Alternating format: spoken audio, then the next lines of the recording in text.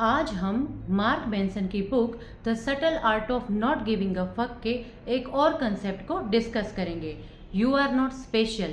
इसमें मार्क एक बहुत ही बोल्ड और अनकंफर्टेबल सच को सामने रखते हैं कि हम में से हर कोई एक्स्ट्रा ऑर्डिनरी या स्पेशल नहीं है। तो चलिए इसको डिटेल में एक्सप्लोर करते हैं और समझते हैं कि मार्क आखिर क्या कहना चाहते हैं। मार्क कहते हैं कि आजकल की सेल्फ एस्टीम कल्चर ने लोगों को ये सिखा दिया है कि वो दुनिया के सबसे खास व्यक्ति है। वो लिखते हैं, we live in an interesting time, materially everything is the best it's ever been, but somehow we are more dissatisfied than ever before. Social media platforms जैसे कि इंस्टाग्राम और फेसबुक हमेशा हमें एक इल्यूजन देते हैं कि हर कोई हमारी तुलना में ज़्यादा सक्सेसफुल, खुश और परफेक्ट है। इस कांस्टेंट कंपैरिजन ने लोगों को ये बिलीव करने पर मजबूर कर दिया है कि अगर वो एक्स्ट्रा ऑर्डिनरी नहीं है तो उनकी ज़िंदगी का कोई मतलब नहीं है। मार्क एक्सेप्शनलिज्म का कंसेप्ट एक्सप्लेन करते हैं। उनका कहना है कि एक्स्ट्रा ऑर्डिनरी होने का दबाव लोगों के मेंटल हेल्थ को खराब कर रहा है। आज हम मार्क मेंसन की book the subtle art of not giving a fuck के थर्ड कंसेप्ट को डिस्कस करेंगे, जिसका being average has become the new standard of failure. यानी अगर आप एवरेज है तो सोसाइटी आपको अनसक्सेसफुल मानती है। मार्क बताते हैं कि ये सोच अनरियलिस्टिक है क्योंकि statistically speaking most people are average at most things. क्या आपको याद है स्कूल में हर स्टूडेंट टॉपर नहीं बन सकता था? क्योंकि एवरेज होना नॉर्मल है और यही मेजोरिटी का ट्रूथ है। मार्क इस चैप्टर में एक साइकोलॉजिकल फिनोमिनन डिस्कस करते हैं जिसे वो the feedback loop from hello कहते हैं। ये लूप तब शुरू होता है जब हम अपनी फीलिंग्स पर ओवरथिंक करना शुरू कर देते हैं। अगर आपको एंग्जाइटी हो रही है तो आप सोचते हैं, मुझे एंग्जाइटी क्यों हो रही है, शायद मेरे साथ कुछ गड़बड़ है। फिर आप अपनी एंग्जाइटी के बारे में और परेशान होने लगते हैं और ये साइकिल चलती रहती है। मार्क कहते हैं, not giving a fuck does not mean being indifferent, it means being comfortable with being different.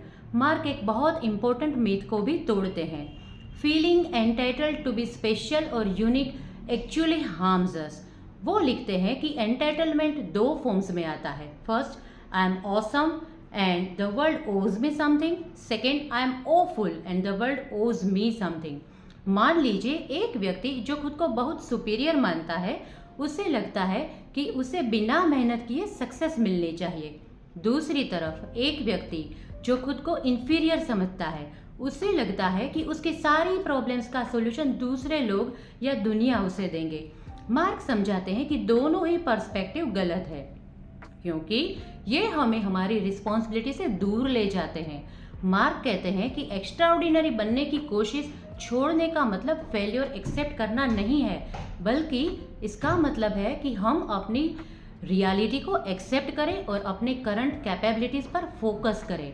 वो लिखते हैं, the vast majority of your life will be boring and not worthy and that's okay.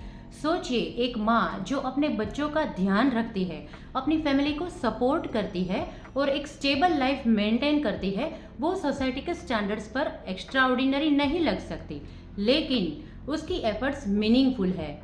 Mark honesty की importance पर जोर देते हैं। वो कहते हैं कि एक्स्ट्रा ऑर्डिनरी बनने के लिए झूठे प्रेशर को छोड़कर जब हम अपनी लिमिटेशंस को एक्सेप्ट करते हैं तभी हम सच में खुश हो सकते हैं।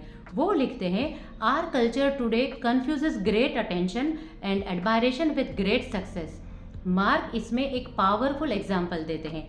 डेव मस्टैइन जो मेटालिका बैंड के फाउंडिंग मेंबर थे, मस्टैइन को मेटालिका से निकाल दिया गया और फिर उन्होंने अपना खुद का बैंड बनाया, मेगाडेथ। मेगाडेथ ने मिलियंस ऑफ एल्बम्स बेचे और बहुत सक्सेसफुल बना, लेकिन क्या मस्टैइन खुश थे?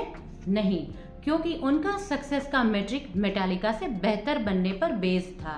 मार्क कहते हैं, even though Mustaine was wildly successful, he still considered himself a failure because he didn't measure up to Metallica. Mark एक और एग्जांपल देते हैं, पीट बेस्ट जो बीटल्स बैंड के ओरिजिनल ड्रमर थे।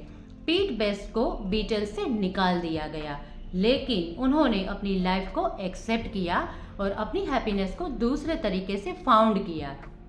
मार्क लिखते हैं, it's not what happens to us but how we measure in that determines our success और फेलियर।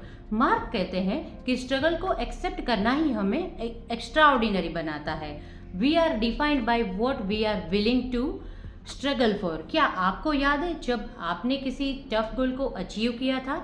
उस स्ट्रगल को बिना उस सक्सेस की वैल्यू नहीं होती। इस चैप्टर से हमें ये सीखने को मिलता है, we are not special and that's okay. Average होना गलत नहीं है, ये नॉर्मल है। हैप्पीनेस तब मिलती है जब हम अपनी रियलिटी को एक्सेप्ट करते हैं। लाइफ की सबसे बड़ी मीनिंग हमारी स्ट्रगल्स और उनकी वैल्यूज से आती है।